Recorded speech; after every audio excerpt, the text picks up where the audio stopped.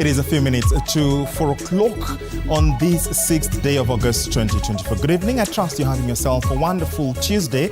I am George Marenga, welcoming you to News Now right here on TV47, the home of untold stories. We have a lot lined up for you, and for the next half hour or so, we shall be endeavoring to bring you up to date with what's making headlines from across the country and beyond. Here is a sneak peek.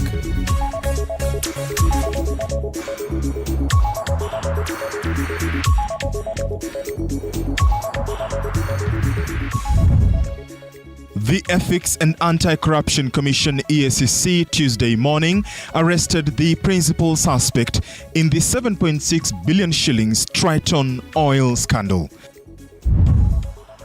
Residents of Mukuru kwa Njenga slums are counting losses after an early morning fire raises down houses and churches in the area. And police in Shinyalu constituency are looking for a man who allegedly killed his girlfriend by stabbing her in Muraka village, Shinyalu constituency. Sister yangu analalamika akifanya biashara yake. Huyu jamaa anamuibia pesa alafu anapotea. Kidogo kama baada ya siku mbili anarudi, anajifanya ni mtu mzuri. We thank you for choosing TV47 to inform you. At George Marenga _ across the socials is where you can find me. Residents of Mukuru kwa Njenga slums are counting losses after an early morning fire on Tuesday. The fire razed homes and churches near Muhendi Mweusi Market. The flames erupted around 1 a.m. and despite efforts of residents to contain the blaze, the fire consumed an extensive area. The exact value of the damaged property remains unclear, although area residents reported that 10 blocks were reduced to ashes during the incident. The incident comes barely a week after traders at Toy Market were on Saturday left counting losses after a fire razed their wares.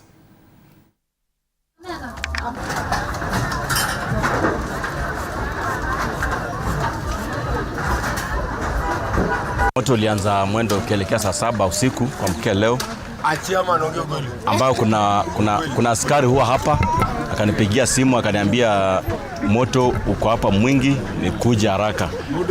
Na nikakimbia haraka, nikakuja hapa, nikapiga simu, nikapigia chief, nikapigia security, nikapigia watu wa maji, fire station. Na vijana ikawa wanaendelea kusaidia, lakini sasa ikawa vitu mingi zilikuwa zinanyakuliwa. The problem we have here, which could be one of the problems causing fires in the former settlements, including Mukuru kwa Njenga, is illegal power connections. Because if you move around, you get so many illegal connections. So the Kenya Power have been trying to do these connections, but the problem is that in the Kijiji, there's no metered power. Most of the people in the Kijiji are using illegal power. So, of course, I would urge the residents to avoid using illegal connections because they are risky and dangerous. At the same time, it's a call to the Kenya Power to provide metered power to the residents. The Ethics and Anti-Corruption Commission, EACC, has today apprehended Yagnesh Divani, a businessman linked to a 7.6 billion shillings Triton oil scandal. Divani was arrested while in his office and arraigned in court tied to the case as he is the executive chairman of the Triton Oil Company that won a tender to supply oil to support local oil companies. I find it not appropriate at this moment to release the accused person on bonds when he has been brought under warrant of arrest that has been in force for 16 years. Therefore, the order that this court will find appropriate would run as follows. 1. Prosecution shall prepare to severe the charge against accused person in the present case and shall prefer new or fresh charge against accused person. Prime Cabinet Secretary Musalia Mudavadi earlier today received Djibouti's Foreign Affairs Minister Mohamed Ali Yusuf, who paid a courtesy visit to Musalia at the Kenya Railways headquarters. Mohamed, who is one of the candidates for the African Union leadership seat, is expected to face the leader of the opposition, Raila Odinga, with elections due in February next year. Karibu. Asante. Yes, how are you doing? I'm fine. Yes. Thank you very much. Excellent. Yes, sir.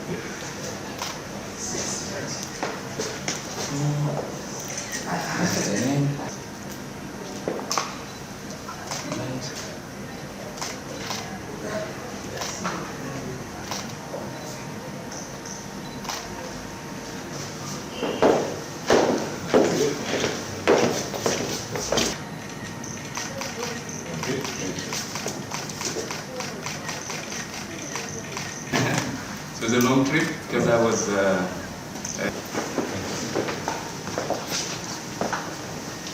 Okay. A middle-aged boy from Malindi, Kilifi County, tragically lost his life after a lorry carrying sand from a local quarry ran over him as he attempted to hang onto the moving lorry, but accidentally slid, leading to the accident. The eyewitnesses present said that they had attempted to save the boy's life, but to no avail. The village elder added that this was not the first time, as there have been several other incidents around the area.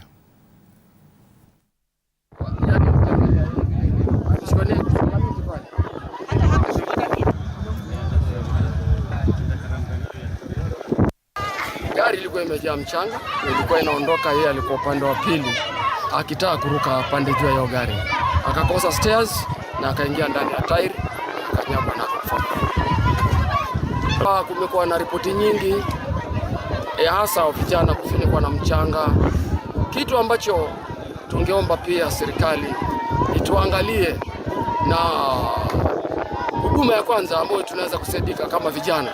Manake mimi ni mzee, nina vijana wangu hapa, lakini hakuna huduma ya kwanza ambayo inaweza kusaidia ama uswafi wa kusaidia. Maana kama ukijana ni kama kuna miti imemzuia asiwezi kupata zile stairs kupanda juu. Kumekuwa na visa vingi kwa sababu kuna huu mchanga huu mara nyingine huwa unawafunika, na kuna hiyo mambo ya magari wakikosea kidogo huwa zinawaua. Kwa hivyo hiyo ndo tatizo la hapa Timboni. Naomba hawa vijana wakati wakiwa wanaendeleza shughuli zao wawe makini, wawe na uangalifu. Japokuwa hasara ni hasara, lakini tujaribu kuavoid.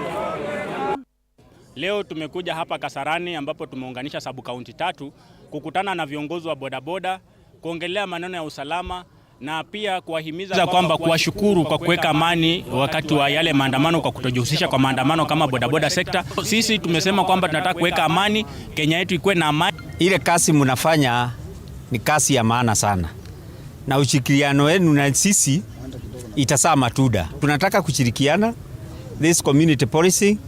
At least if we always talk together, tukiamua kuongea pamoja kitu moja, najua tutaenda habari. Free schools in Butula Sub-County, Busia County have benefited from digital literacy program following the partnership between the constituency and Taiwan Tech, which saw the school receive 35 computers and learning modules.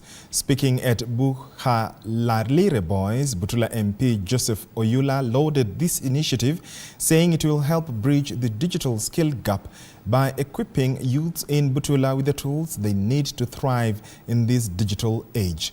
Vincent Wang from Taiwan Tech attributed the partnership to the demand for digital educational in primary and secondary schools in Kenya. Butula Boys, Bukalalire Boys and Bukuyi Mixed were selected to be the model schools for it and will hence act as resource centers for benchmarking by other schools in Busia on matters computer technology.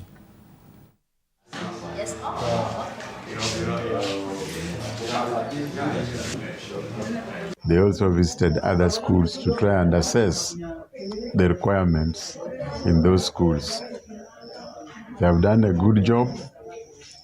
They have mixed freely with our students. They have taught our students the basic and also connected the computers they came with in the labs, computer labs we have in those schools. So this year alone, we are invited by the area MP to visit 4 schools who benefited from this program, and they received certified computers. So we are happy to work with this region because we see there is a huge demand in digital education. We have been interacting with students, and the students from this generation, they really had the desire to acquire digital skills in the schools. Nairobi County UDA leaders have warned Kenyans against planned anti-government protests slated for this Thursday, dubbed Nane Nane, asking them to give President William Ruto's government time to deliver after he nominated his new cabinet. Speaking here in Nairobi, the leaders slammed a section of Nairobi politicians for allegedly planning and fueling chaos that led to fierce stoning of Nairobi Governor Johnson Sakaja at Toy Market. Siku ya leo sisi kama viongozi wa UDA Roraka constituency na Mathare tumekuja pamoja na kukasifu zile vitendo ambazo zinaendelea kwa nchi yetu. Mambo ya maandamano ambayo inapangwa tarehe 8 on Thursday tunaikashifu na hatutaki tuendelee na hiyo tabia hata kidogo. Kuna wale wajumbe ambao wanatengeneza manguo za Green Army waweze kutumia kuharibu jina la gavana wa Nairobi. Tunawaambia hiyo kitendo yenu tumejua na tunawakasifu, muistopishe kabisa. Mukiendelea hatutakubaliana na nyinyi. Kwa hivyo mimi nataka amani. Naomba amani kwa kina mama, naomba amani kwa vijana. Maandamano na kupigana haitatuleta pamoja. Na ningependa kuchukua fursa hii kupongeza rais kunyorosha mkono kwa upande wa opposition kuleta watu wa Jacom. Na tunashukuru sana kwa sababu tunaona amani. Kama hiyo ndio itafanya tuwe na amani Kenya hii, tuendelee na biashara. Sasa sisi tunapongeza.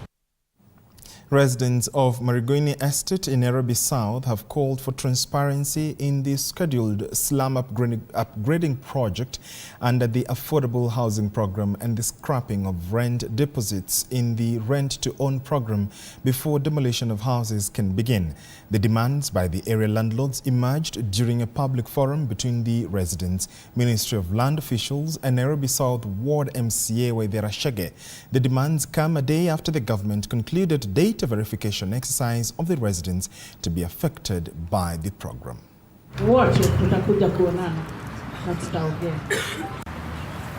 Sisi kama structure owners, we are the people.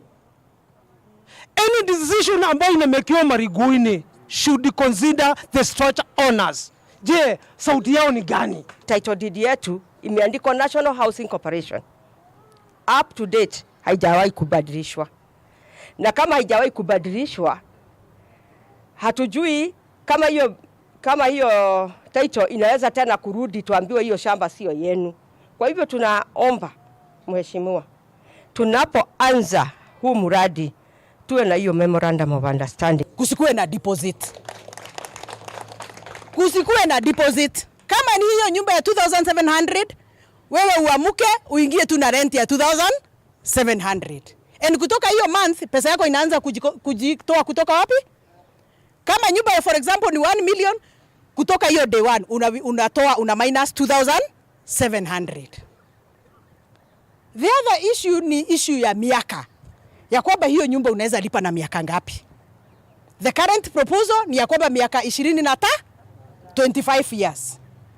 Ni project gani Nairobi unaweza pewa ati ulipe na 25 years? The Kenya National Union of Nurses, KNUN, and the Kenya Medical Practitioners, Pharmacists and Dentists Union, KMPDU, Mombasa chapter, have threatened to down their tools if the county government of Mombasa does not honor the agreement which they both signed. According to them, doctors and nurses have not received salary and allowances meant for the period when the country witnessed a strike that lasted for more than 1 month despite the court giving directions. Led by Kenya Union of Clinical Officers Chairperson Peterson Wachira, they claim that despite an agreement, the county government has failed to honor salary and allowances increment. Elsewhere, negotiations between them and the county government have failed, affecting the health sector in some hospitals in Mombasa County.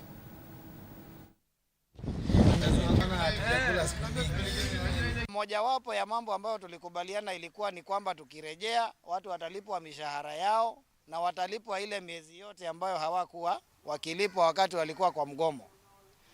Lakini tukiwa hapa mwezi mmoja umeweza ukaisha na tumeona ya kwamba hii serikali kwetu imeweza kuandika barua na kusema ya kwamba watalipa tu kwa muda fulani ambayo inaenda kinyume na yale makubaliano ambayo tuliweza kuingia katika return to work agreement.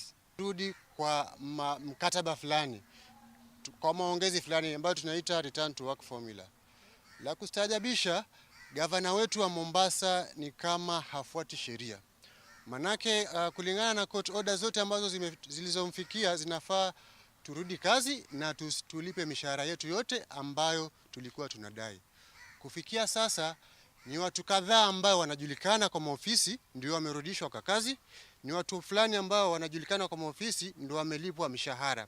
Wengine ambao wanafanya kazi hawajarudishwa kwa hizo payroll. Mishahara ilishatolewa. Pesa zimeenda wapi? Zimeibiwa ama zimeenda wapi? Mbona hataki kulipa?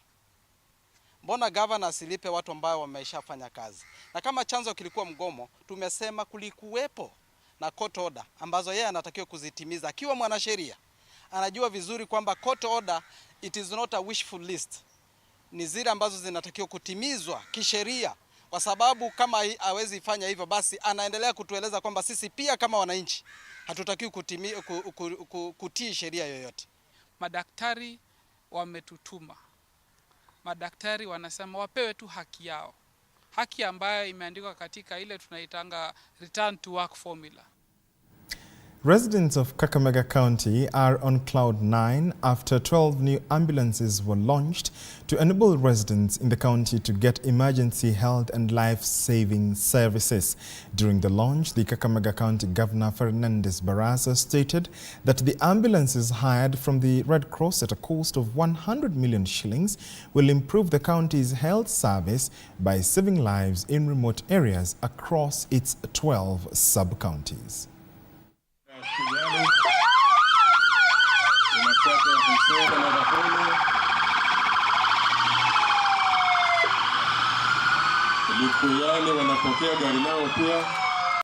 Project ambayo tuko nayo na Red Cross ni contract ya shilingi milioni 100, na kila mwezi hizi ambulances ambazo tumekuja hapa ziko kwa leasing model, hatujanunua cash.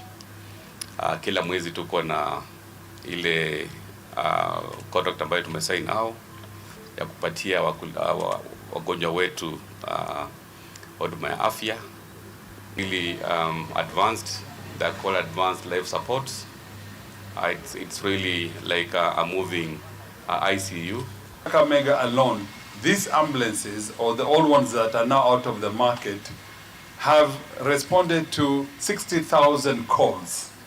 It's like every year is 6,000 calls that are made in one county alone from the 12 sub-counties. So today what we are launching here are services that had been running for the last 10 years, fully loaded with the best paramedics, well-trained people, young men and young women from this country who are the ones running these services. Thika Court Magistrate has ordered parties involved in the troubled Thika-based land-selling company Lesedi Developers case to make settlement reports before the end of next week. The Thika Senior Chief Magistrate Stella Atambo made the orders even as it emerged that 129 of the 140 claimants had fully transacted with Lesedi Developers for the Muthara Green project. The investigating officer Ayo Ignatius Mushomba told the court that they were able to access the Lesedi bank account and confirm 129 claimants who had fully paid for the Muthara Green project. In their defense, Lesedi Developers has argued that they are yet to finish verification from their end and requested the court for an extension of time up to the 9th of August for them to conclude, and that all attorneys present to have a physical meeting on the 14th of August to discuss and agree on the verified list in order of priority. The matter will appear before the court for further directions on the 15th of August 2024 at 12 noon, with the complainants expressing hope that this matter will be settled and they will be compensated. Available because you're taking him for granted. He says he wamepewa mpaka 9th hii Friday wa conclude hiyo, wanasema verification juayo, amesema kwake out of 140 129 wako smart, wako sawa. So defense washikane na IO because haisi kwa anasema pesa iliingia na hao wanasema records haziko clear. Ni nini haiko clear? Wamesema kwa hii mkutano watadiscuss mambo matatu. Jambo la kwanza, ile verification ambayo defense wamesema wakili wameshtakiwa wawe wamemaliza, na IO akiongea hivi wawe wanazungumza the same language. Jambo la pili, wapeane ile parcel ambayo wanataka, ambayo itakuwa alternative kwa wale wamebaki, tunaita spillovers, ili pia mawakili waweze kuiangalia.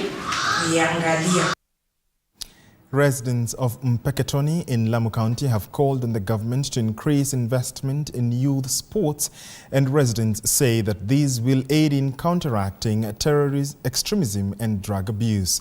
For over a decade, Mpeketoni has grappled with the impacts of terrorism and associated social issues. Residents are advocating for increased funding and resources from the government to expand existing programs and establish new initiatives aimed at youth engagement. They argue that such investments will not only enhance sports facilities but also provide training and mentorship opportunities for the young people.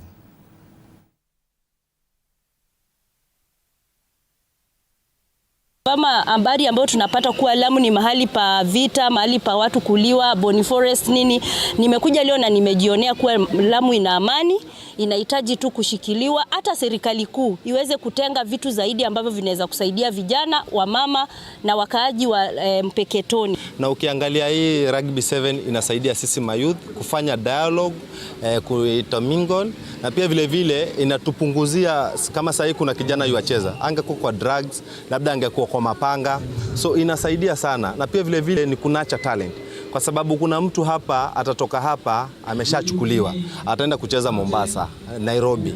So hii ni way moja ya kuleta madona, kuleta peace,